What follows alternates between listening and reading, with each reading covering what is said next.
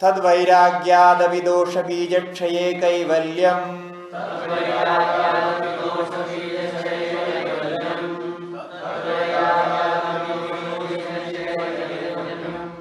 बोलते हैं ये जो विश्वगा स्थिति में प्राप्त हो गया, शोक से मुक्त हो गया, अभी क्या करना है? और बोलता है नहीं, तद वैराग्याद, अभी इससे भी वैराग्य करना है। बोलता अब इससे क्यों वैराग्य करना है? बोलता है परम वैराग्याद, यहाँ जो वैराग्य है वो परम वैराग्य है, जिसको परम वैराग्य पहले कहा था। क्या है परम वैराग्य? तत्परम पुरुषख्यादे गुण वैतृष्ण्यम, ये परम वैराग्य होता है। ये पुरुषख्यादि से भी मुक्त होने के लिए वही कह दिया उन्होंने, गुण वैतृष्ण्य होना। क्या है काम, माने अभी क्या है इधर, दोष क्या है? और कोई दोष नहीं, यहां यही दोष है कि आप संयम के द्वारा इसको प्राप्त किया है, और इस स्थिति को प्राप्त करने के लिए आपने चित्त का सहारा लिया है, चित्त की वृत्तियों का सहारा लिया है, और धारणा ध्यान समाधि में आप स्थित है, ये भी गुण विकार के अंतर्गत है। गुण विकार से आप पूरा मुक्त नहीं हुआ, यद्यपि आपको साक्षी का ज्ञान हो गया। अभी पूछेंगे साक्षी का ज्ञान आपको किससे हुआ? साक्षी से हुआ है कि वृत्ति माने बुद्धि से हुआ? बुद्धि से हुआ। ये दोनों बिल्कुल अलग है, ऐसे स्थिति में नहीं पहुंचा।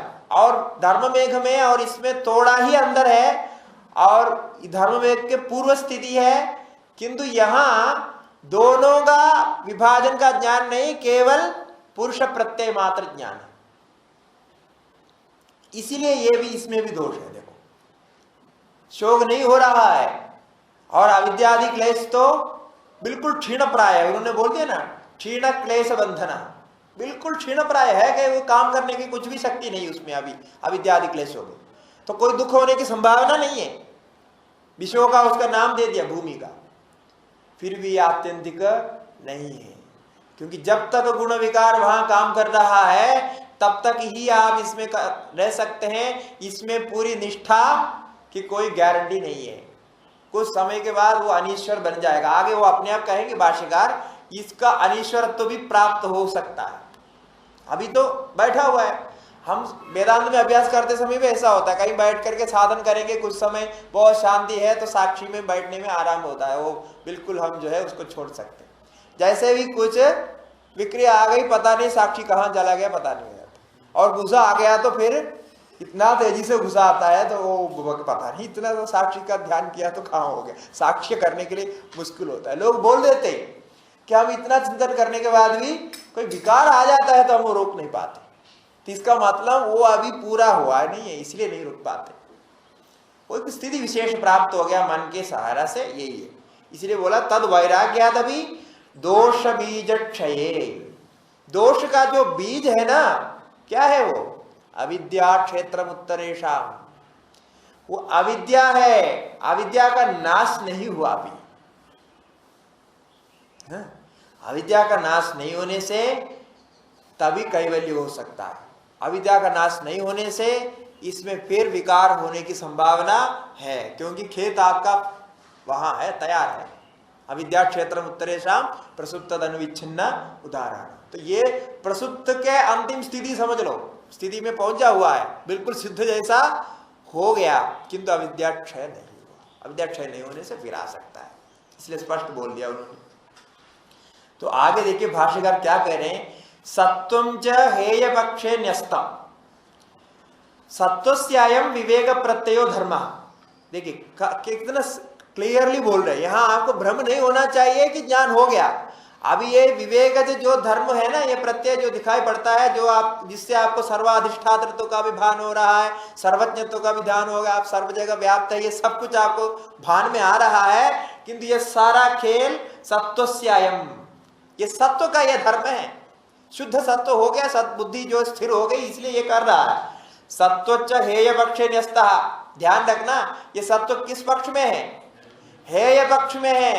हेय का मतलब क्या? दुख। हेयम दुखम अनागतम, उसको त्याग के पक्ष में डाला गया है सत्व को। अब वो उसी के द्वारा अब इसको लिया है, इसलिए पुरुषश्च परिणामी शुद्धो अन्यः सत्वात्। पुरुष तो ये सत्व से अन्य है, एवं अस्य तदो विरच्यमानस्य यानि क्लेश बीजानि दग्धशाली बीजकल्पानि अप्रसव समर्थानि तानि सह मनसा प्रत्यस्थम गच्छन्ति। अब इसके बाद उसको आगे उनको करना ही है। ये अभी पूरा नहीं हुआ, ये भाव तो प्राप्त हो गया, किंतु बोलता है ये भाव प्राप्त होने पर कुछ तो फल तो होता होगा। फल के बारे में आगे कहते हैं। तो इधर बोल रहे हैं तेषु प्रलीनेषु पुरुषः पुनरिदम तापत्रयम न भुंक्ते। जब ये सारे क्लेश अविद्या नाश के साथ समाप्त होने से ही पुनः ये क्लेश त्रय का माने जो भी तापत्रय होता है इसका भोग नहीं करेगा। तद एदेशाम गुणानां मनसि कर्म क्लेश विभाग स्वरूपेण अविभक्तानां चरितार्थानां प्रतिप्रसवे पुरुषस्य आत्यंतिको गुण वियोगः कैवल्यम। तो इस प्रकार से ये दोष क्षय जब हो जाएगा, यहां स्थित होकर के यदि दोष क्षय हो गया तब तो वो गुण जो है प्रतिप्रसव के पर जाएगा, मतलब गुण अपने आप विलीन हो जाएगा। गुण को अपने आप विलीन करने के स्थिति अंतिम सूत्र में बताएंगे। गुण अपने आप विलीन होने का मतलब गुण में बुद्धि सत्व में ये विचार निश्चय हो जाएगा कि ये पुरुष और प्रकृति अलग है, इतना ही इनके प्रक्रिया के अनुसार। तो चरितार्थ हो जाएगा तो फिर गुण वियोग हो जाएगा। गुण वियोग होने पर जिसको गुणाधीन स्थिति कहते हैं, वो जो तुरीय स्थिति है वो प्राप्त होता है, वही कैवल्य है। तदा स्वरूप प्रतिष्ठा चिदि शक्ति रेव पुरुषः। उसी स्थिति में ही पुरुष चिदि शक्ति में स्वरूप प्रतिष्ठित होता है, तब तक चिदि शक्ति में स्वरूप प्रतिष्ठित नहीं कर सकता। इसलिए ये विशेष धर्म विशेष है। बोलता है ये स्थिति को जिसने प्राप्त किया है ना, उसको बहुत कुछ लुभाने वाला आएगा, है? इनका बहुत कुछ भगत जगत बनेंगे। बोलता है स्थान उपनिमंत्रणे संगस्मयाकरणम पुनरनिष्ट प्रसंगात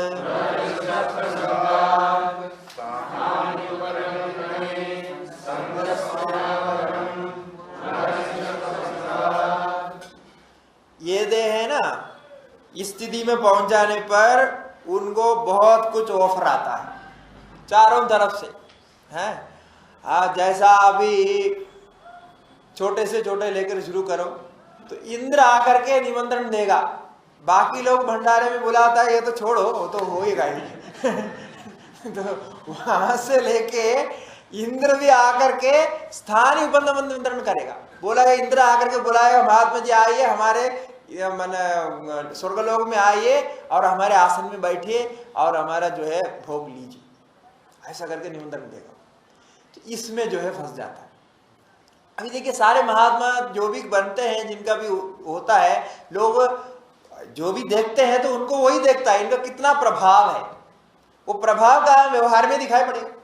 वो तो व्यवहार में प्रभाव देखना जानता है भक्त लोग, बाकी उसका अंदर का प्रभाव नहीं देख सकता। वो व्यवहार में कैसा है, कितने बड़े उनके स्थान है, कितने जो है उनके साथ जो है लोग चलते हैं, कितने लोग उनको मानते हैं, कितने बड़ा प्रचार है। आजकल तो टीवी में दिखना पड़ेगा। आप जितना भी बड़ा महात्मा है, टीवी में नहीं दिखा तो आप कोई गिनती के लायक नहीं। तो ऐसा होता है, तो बोलते ये खतरा है। अब यहाँ तो किसी किसी को, अभी हमको सबको होता है, वो भंडारे में निमंत्रण नहीं दिया तो एक फीलिंग होता है। यहाँ तो भंडारा ही सबसे पहले जो है स्थानीय निमंत्रण होता है, बाकी और कोई काम ज्यादा नहीं होता यहाँ। तो भंडारे में निमंत्रण नहीं मिला तो कई लोगों को दुख होता है, अरे वहां इतना बड़ा भंडारा हो गया, हमको निमंत्रण नहीं दिया, हम तो क्या गिनती के लायक नहीं है। ऐसे होता है। ये जो फीलिंग है बहुत खराब चीज है। आपको एक भंडारे में निमंत्रण नहीं मिला तो समझ लो अच्छा हो गया, इतने से तो आप तो बच गए। इस दृष्टि से सोचना चाहिए। उल्टा जो है, और जो भंडारे को निमंत्रण देने वाले तो उनसे लड़ाई होता है, क्या क्या होता है आपको सब पता है। इसका एक अंतिम स्थिति, बाकी आगे आगे बढ़ते जाइए। अब यहाँ का जो है डीएम मेरा दोस्त है, इससे बड़ा हो गया, वो स्थानीय है, बहुत बड़ा स्थानीय अधिकारी है, वो तो बड़ा मित्र है। ऐसे कहने में बड़ा आनंद आता है कि यहाँ का डीएम हमारा मित्र है। उसके बाद मेरे मुख्यमंत्री तो हमारे बहुत परिचित है। तो ये जो साइकोलॉजी आपका बैठा हुआ है ना, ये सारे इस स्थान निमंत्रण का है। थोड़ा बहुत साधन करने पर कुछ फल होता है, कुछ प्रभाव होता है, उससे इसमें आप फंस जाते हैं और फंसते फंसते आपको पता ही नहीं चलता है। वास्तव में इसी चक्कर में आप घूमते रहते।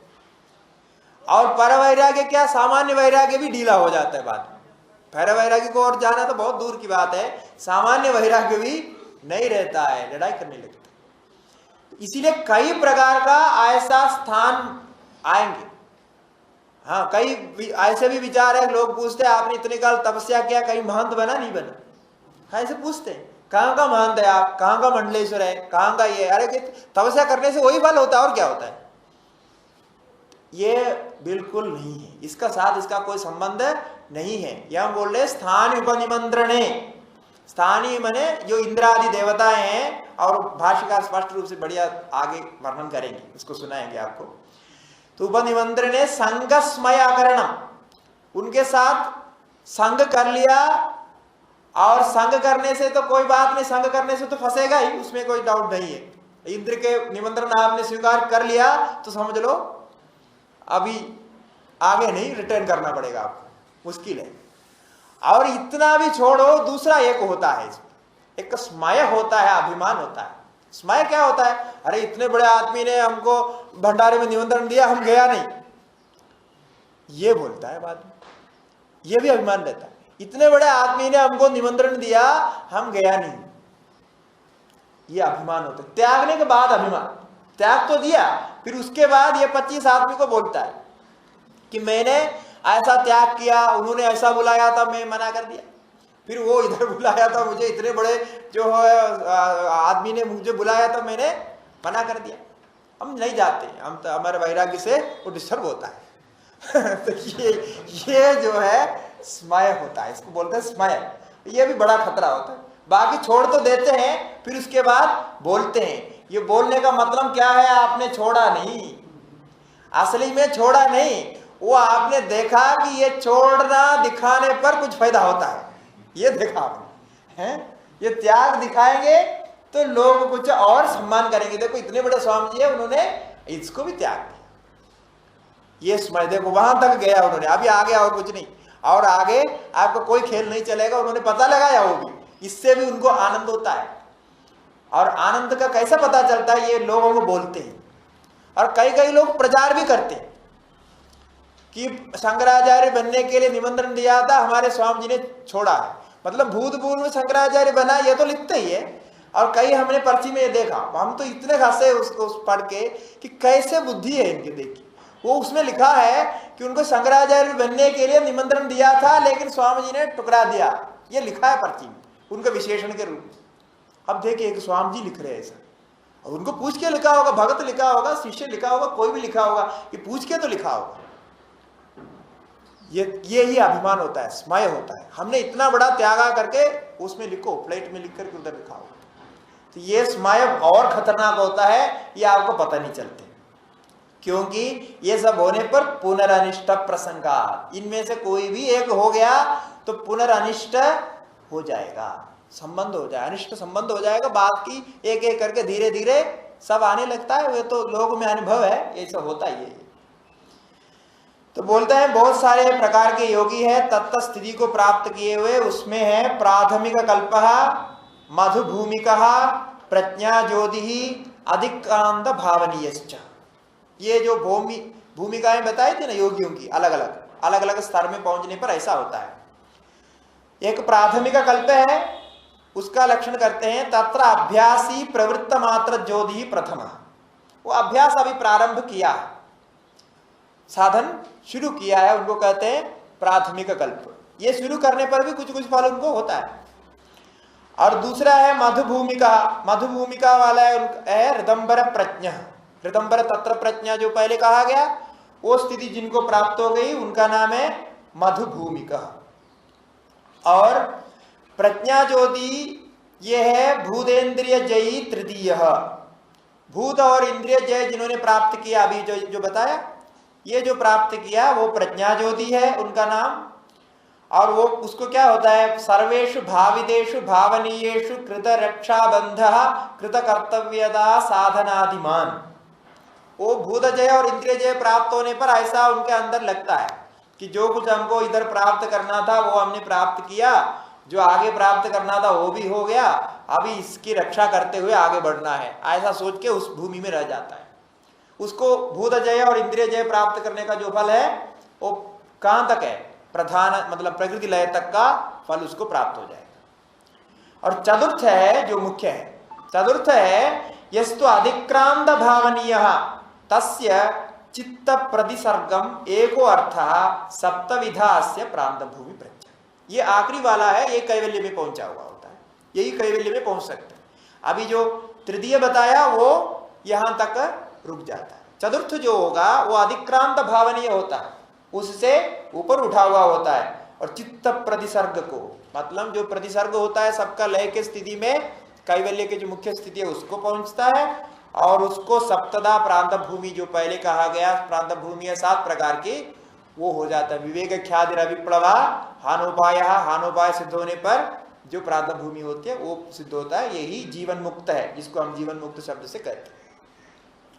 अभी ये जो फल होता है वो किसको होता है, बोलते हैं ये मधुमदीम भूमिम साक्षात कुर्वतो ब्राह्मणस्य स्थानिनो देवाः सत्व शुद्धिम अनुपश्यन्तः स्थाने रूपमंद्रेते। ये क्वालिफिकेशन हो गया ना उसको, वो देखता है ये बड़ा महात्मा हो गया है, अब इनके सत्व शुद्धि बहुत बढ़िया है, तो इसलिए उनको स्थाने रूपमंद्रेते, आप आइए, आप हमारे स्थान में रहिए, हाँ सब कुछ करिए बोलता है। अब कैसे निमंत्रण करता है ये वाक्य भी बना दिया है, किसी को निमंत्रण देना है तो ये वाक्य लिख सकते। बोलता है भो रिह आस्यदाम इह रम्यदा, ओ आइए, भो मन संबोधन के लिए, यहाँ आइए और यहाँ बैठिए। फिर क्या बोलता है, कमनीयोयम भोगा, ये जो है आपके लिए सब भोग भोग तैयार किए हैं, बढ़िया कमरा है। और ये भी कई महात्मा लोग बोलते हुए हमने सुना है, हम भी कभी बोले होंगे पता नहीं, किंतु ये कहीं कहीं जाते हैं तो बहुत बढ़िया कमरा मिलता है। अब कोई महात्मा की यात्रा के बारे में पूछो तो क्या बोलता है, पहले बोलता है आश्रम, बढ़िया बढ़िया आश्रम है, और बोला ऐसे ऐसे आश्रम में हम गए, ऐसे ऐसे स्थान में गए, वहां बहुत बढ़िया बढ़िया कमरा है, उसमें वो है, ये व्यवस्था है, वो व्यवस्था है, वैसे व्यवस्था है, सब कुछ व्यवस्था है। ये व्यवस्था के बारे में बात करता है।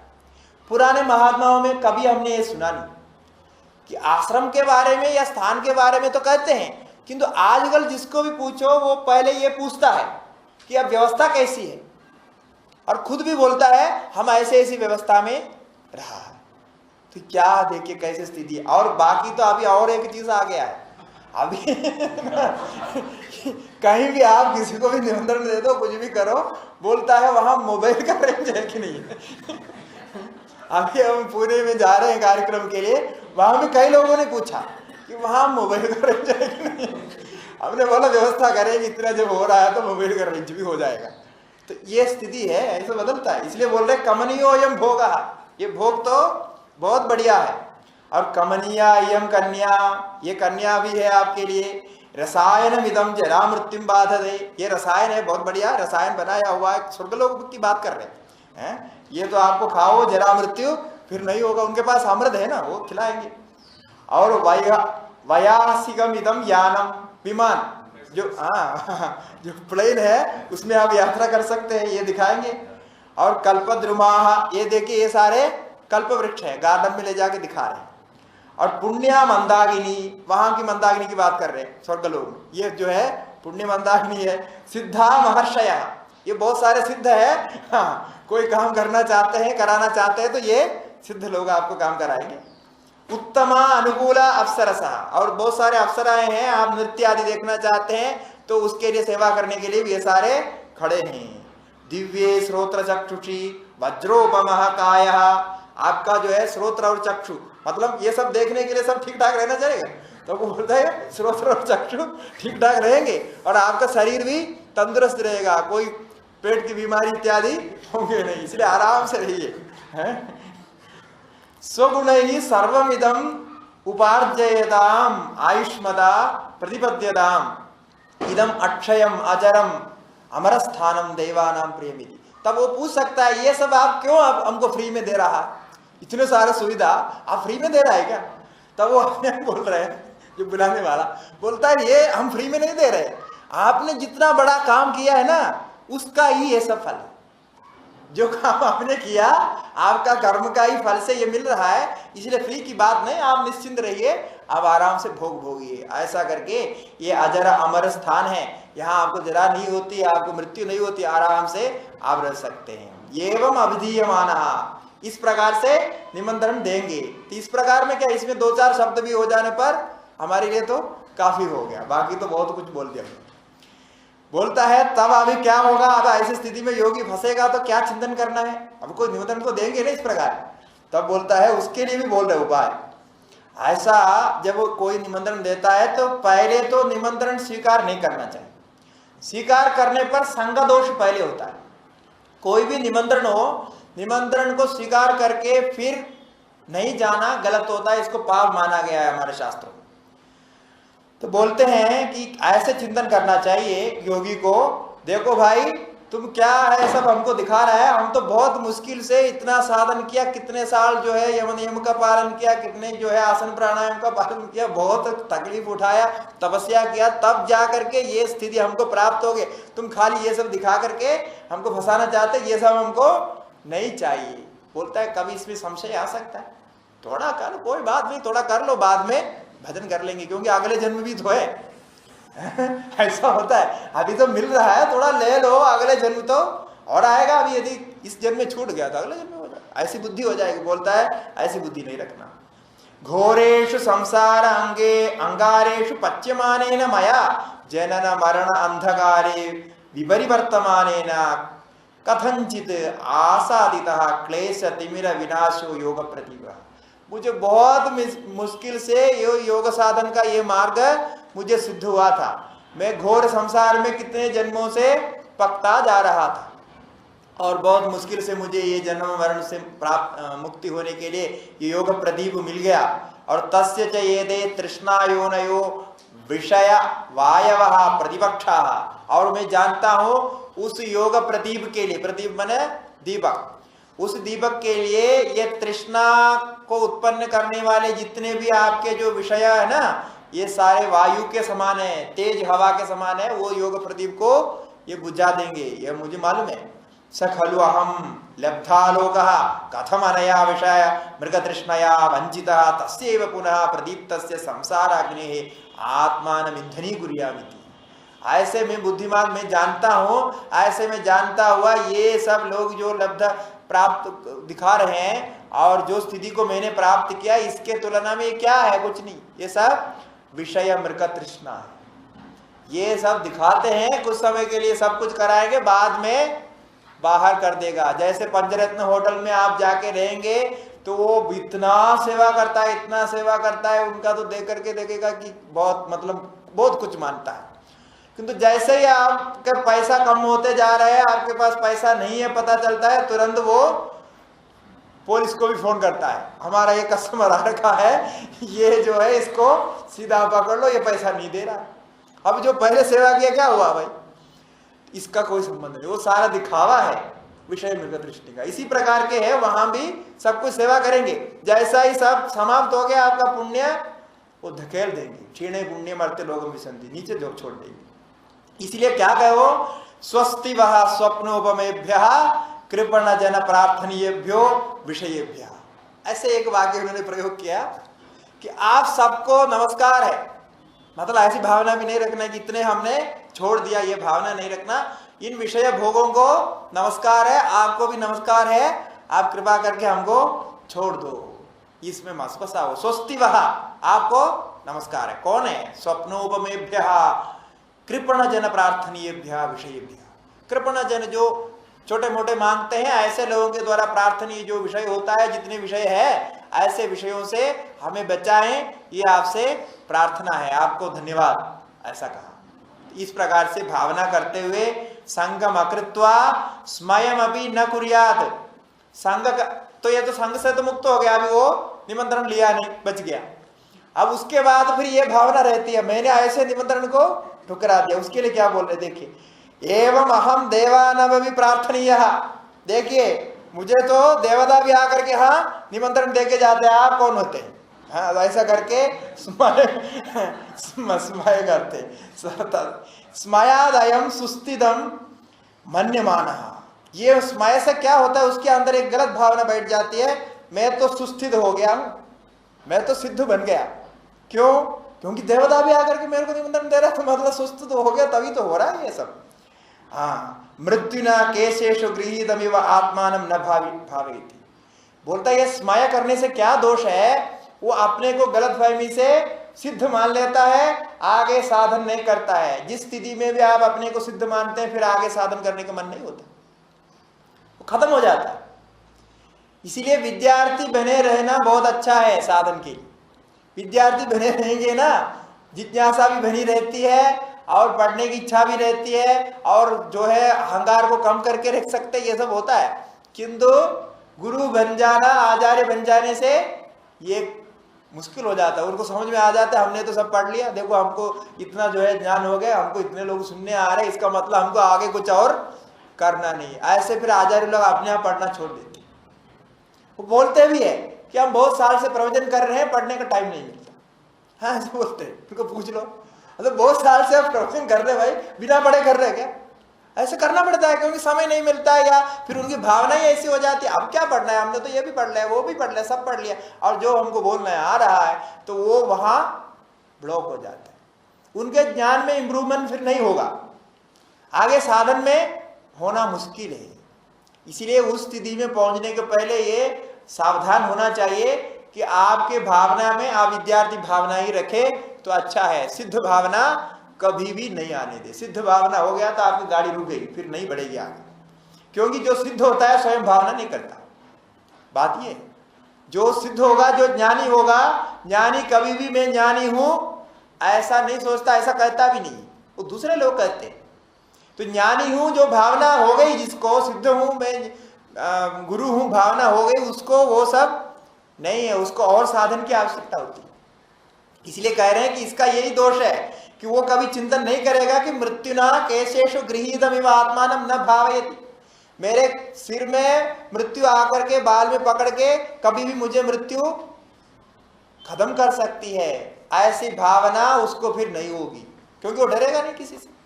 इसीलिए ये स्मय भी नहीं आना चाहिए। बोलता है छिद्रांतर प्रेक्षी नित्यम यत्नोपचर्य प्रमादो लब्ध विवरः क्लेशान उत्तम भविष्यति। और आप इस प्रकार के स्थिति में बैठे रहेंगे, साधना नहीं करेंगे तो बैठे बैठे कुछ न कुछ विकार तो होता रहेगा, एक छेद तो निकलेगा ही। जैसा छेद निकला उसी के अंदर से घुस जाएगा। कौन कौन घुस जाएगा? बोलता है क्लेशा, जो क्लेश है ना उसी के अंदर से घुस जाएगा, और क्लेश अंदर घुसते ही धीरे धीरे होने लगता है और सब विकार होने लगता है, फिर कहां का कहां चला जाता है। इसलिए बहुत खतरा है। तथा पुनर् अनिष्ट प्रसंग, जैसा क्लेश घुस गया तो क्या होगा? अनिष्ट प्रसंग। इसलिए चुप बैठने का मतलब ही नहीं है।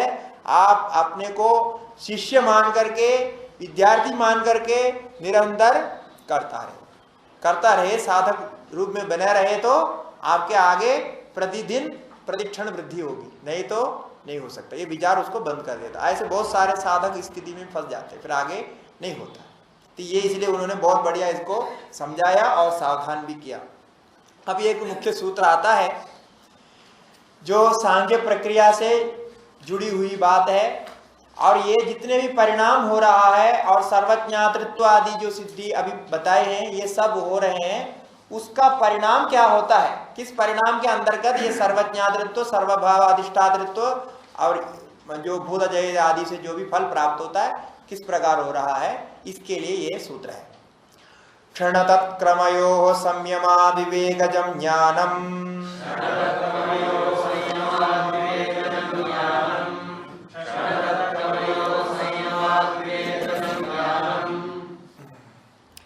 क्षण और उसका क्रम, इसमें संयम करने पर विवेकजम ज्ञानम, ये विवेकजम ज्ञानम का परिणाम है। ये विवेकजम ज्ञानम कैसे होता है उसके लिए ये बता रहे। विवेकात् जातम विवेकजम, हमने पहले कहा ये विवेकजम ज्ञान विवेक ख्याति नहीं है, ये संयम है, इसलिए बोला संयमा तत्संयम से विवेकजम ज्ञानम हो जाए। ये कहाँ संयम करना है? क्षण और तत्क्रम में, क्षण में और क्षण में होने वाले परिणामों के क्रम।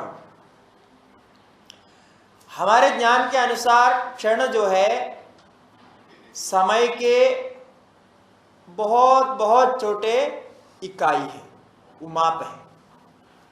सबसे छोटा जो होगा उसको क्षण कहा जाए। ठीक है। और समय के तुलना, समय कैसे हम मापते हैं? समय का माप वस्तु के परिवर्तन से होता है। वस्तु के परिवर्तन के अलावा समय का अस्तित्व का कोई प्रमाण नहीं है। उन वस्तु परिवर्तनों में हमने सूर्य को अथवा चंद्रमा को अथवा भूमि का भ्रमण को मापदंड बनाया। भूमि का भ्रमण जो है वो एक मापदंड है। उसके अनुसार सूर्य में और चंद्रमा में इत्यादि में होने वाले परिवर्तन को आंकलन करके समय का जो अभी संविधान है वो बना दिया है। अब इन तारों के, ये भूमि के भ्रमण और इन तारों के जो स्थान बदलना इत्यादि को छोड़ करके और कोई मापदंड समय का नहीं होता। यह सबसे स्थूल माप है समय का, जिसका हम इस्तेमाल करते हैं घड़ी आदि में। अब ये घड़ी देखने पर भी ये सुई चलते, आप बोलते हैं ये सुई जो चल रही है यही समय है। समय चलता नहीं है, सुई घूमती है। और सुई कैसे घूम रही है आप उसको खोल के देखो, उसके अंदर ऐसे ऐसे गोला आकार में कई प्रकार के चक्र होते हैं और उसमें एक सेल लगा हुआ होता है। पहले जमाने में चाबी देते थे, फिर ये अभी सेल लगा हुआ होता है। वो सेल से वो कुछ एनर्जी पास होता है, उससे ये चक्रों में कुछ गति होती है। वो चक्रों को घूमते घूमते अलग अलग ढंग से वो तीनों सुई को घुमाते रहते हैं। तो सुई का घूमना वस्तु के परिणाम का लक्षण है, समय के गति का लक्षण नहीं है। और आप अपने को बुढ़ा मानते हैं, वृद्ध मानते हैं, आप बोलते हैं मैं इतना साल का हो गया हूं। समय को लेकर के आप अपने को वृद्ध मानते हैं, किंतु समय को लेकर वृद्ध मानने के लिए समय है ही नहीं। आप अपने शरीर को ही लेकर के वृद्ध मानते हैं। शरीर इतने साल पहले जन्म लिया बोलते हैं, आप उस साल को भी याद करते हैं, अभी भी याद करके दोनों के बीच के आंकलन करते हैं। किंतु परिवर्तन शरीर में ही हुआ है, समय अलग कोई चीज नहीं। इसके विषय में अभी साइंस भी बहुत आगे बढ़ गया है और वो भी ऐसे दिक्कत की स्थिति में है कि स्पेस और टाइम को कैसे अलग किया जाए। जो मैटर है और स्पेस है और टाइम है, अभी तीन तो है सब जगह। इन तीनों के बीच में मैटर का तो कुछ समझ में आता है, स्पेस का भी कुछ समझ में आता है, किंतु टाइम को इसके साथ कैसे मिला दिया जाए ये समझ में नहीं आ रहा। तो अभी परीक्षण चल रहा है, उसका कुछ चल रहा है। बात चलने के बाद यही निश्चय करेगा कि ये स्पेस से अलग कोई टाइम है ही नहीं, ऐसा निश्चय आ जाए। और जो सांख्य सबसे पहले कल्च रखा, सांख्य ने कहा यद्यपि हम काल शब्द का प्रयोग करते हैं, काल का परिणाम का इस्तेमाल करते हैं, वो व्यावहारिक के लिए है, आपको खाली समझाने के लिए है, किंतु काल करके कोई चीज नहीं है, ये मन की कल्पना है। वस्तु ही होते हैं, मैटर ही होता है, द्रव्य ही होते हैं, काल अलग नहीं होता। इस दृष्टि से यहां लेना है। अब क्या है कि द्रव्य, अभी हमने कहा काल की गणना वस्तु के परिणाम को लेकर के, परिवर्तन को लेकर के होता है। तो सबसे स्थूल परिवर्तन पृथ्वी का है और जो परिवर्तन हमने लेकर के रखा अभी वो स्थूल है। उससे सूक्ष्म और सूक्ष्मतर में जाएंगे तो अंतिम जो वस्तु हमको मिलता है यह परमाणु है। परमाणु में भी परिवर्तन होता है, परमाणु में परिवर्तन होने से यह सारा कुछ हो रहा है। तो परमाणु का परिवर्तन का जो समय है, एक परमाणु दूसरे परमाणु के अंदर जुड़ना या एक परमाणु का किसी भी प्रकार का परिवर्तन का जो समय है उसको यहां क्षण माना जा रहा है। यह भी परमाणु से अलग नहीं है, परमाणु की प्रतिक्रिया या परमाणु में होने वाली विक्रिया से अलग नहीं है। एक प्रकार से रिएक्शन होता है परमाणु में, इसको प्रतिक्रिया बोल रहे हैं, और उसी में कुछ विकार पैदा होता है। तो वही क्षण को मान के हम चल रहे हैं, क्योंकि आपको उस प्रक्रिया को समझाने के लिए परमाणु से इधर उस क्रिया से इधर कोई वस्तु वहां नहीं होता।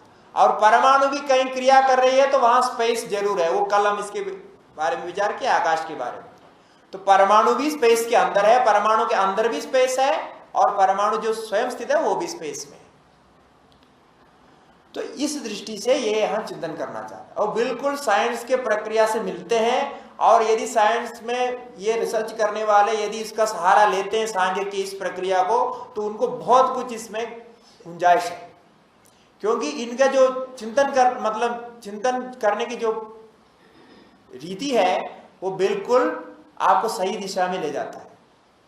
तो आपका जो बाह्य चेष्टाओं से आप समय का आंकलन छोड़ देंगे, और आंतरिक चेष्टाओं से धीरे धीरे समय का आंकलन छोड़ देंगे, क्योंकि समय का आंकलन हमारा बहुत बड़ा बंधन है।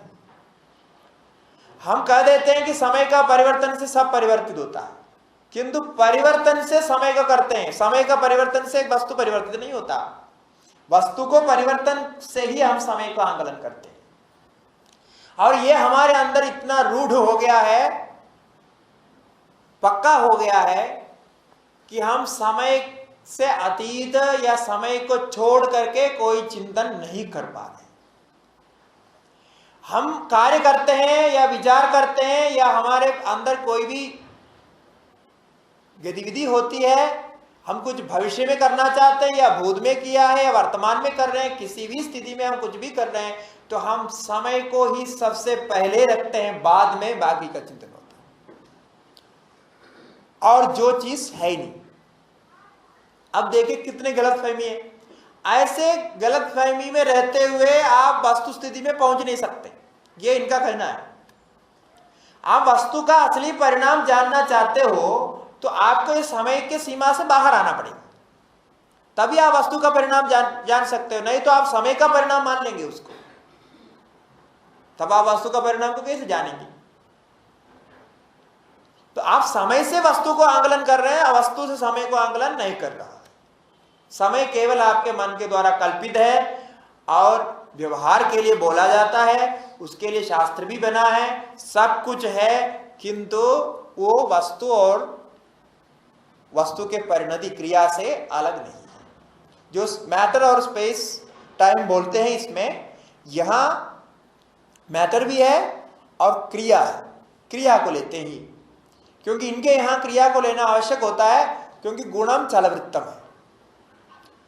गुण जो है कभी भी निष्क्रिय नहीं रहता, कुछ न कुछ क्रिया उसमें होती है, इसीलिए इनको एक क्रिया भी इसके साथ में रखना होता है, और वो क्रिया भी मैटर को लेकर के होता है। तो अल्टीमेटली मैटर ही शेष रहेगा, वो मैटर के अंदर स्पेस भी आ जाता है। तो इस दृष्टि से हम विचार करना है, और ये सारे सिद्धियों का, सारे परिणामों का ये सूत्र है, क्योंकि परमाणु के गति से सारे का आंकलन करेगा। अब परमाणु के गति को जो संयम कर सकता है, उसके लिए बाकी सब कुछ सिद्ध हो सकता है, ये बोलना चाहते हैं। इसलिए कहा कि विवेक करते करते आपको कहां तक जाना है। बाह्य विषयों को आप सामान्य रूप से विवेक करते जाते हो, उसके बाद आपको विवेक करते करते कहां तक जाना है? यहां तक जाना है, क्षण और उसके क्रम को जानना है। और क्षण के माप है, भाष्य में कहते हैं, देखिए, यदा अपकर्ष पर्यंतम द्रव्यम परमाणु एवं अपकर्ष पर्यंतः कालः क्षणः यावदा वा समयेन चलितः परमाणु पूर्व देशम जह्यात् उत्तर देशम उपसंबध्यते स कालः क्षणः। ये क्षण की व्याख्या दे दिया उन्होंने। आप जिस क्षण को सेकंड से या सेकंड से कम समय में समझते हैं, वो इधर नहीं। उन्होंने वस्तु को लिया परमाणु, परमाणु में होने वाली जो प्रतिक्रिया है, उसमें होने वाली जो चलित परमाणु, चलित परमाणु में जो होने वाली क्रिया है वही वो क्षण है, उस कम से कम समय वही है। और तत्प्रवाह अवच्छेदस्तु क्रमः। अब वो चलने वाले परमाणु में एक प्रकार की पूर्वापर भाव होता है, वो पूर्वापर भाव ही क्रम कहा जाता है। ये दोनों परमाणु के संबंध में, क्रम का अर्थ वन आफ्टर अनदर यही है, चेंजेस जो होता है, एक के बाद ये कैसा। तो पहले स्थिति से दूसरे स्थिति में, दूसरे स्थिति से तीसरे स्थिति में, इस प्रकार के परिणाम जो हो रहा है उसमें परिणाम के साथ जो अनुभव आपको वस्तु का हो रहा है वो क्षण है, और वो उसके पूर्व स्थिति उत्तर स्थिति के बीच में जो है वो क्रम है। उस क्रम से लेकर के ये हमारे कार्य में, बाह्य कार्य में होने वाले क्रम जुड़ा हुआ है, क्योंकि परिणाम तो परमाणु से होता है, उसके क्रम से लेकर के ही सारे का क्रम जुड़ा हुआ। इसलिए सारे जो कुछ बना हुआ है क्रमबद्ध है। वस्तु का क्रम को यदि आप जान सकेंगे तो उसका वस्तु को समझ सकेंगे और वस्तु के परिणाम को सही समझ सकेंगे। वस्तु को बनाना संभव है, वस्तु को विघटन करना भी संभव है, इसका क्षण परिणाम के ऊपर। तो ये यहां आगे की सिद्धियों में बताएंगे। ओम पूर्णमतः पूर्णमिदं पूर्णात् पूर्णमुदच्यते पूर्णस्य पूर्णमादाय पूर्णमेवावशिष्यते। ओम शांति शांति।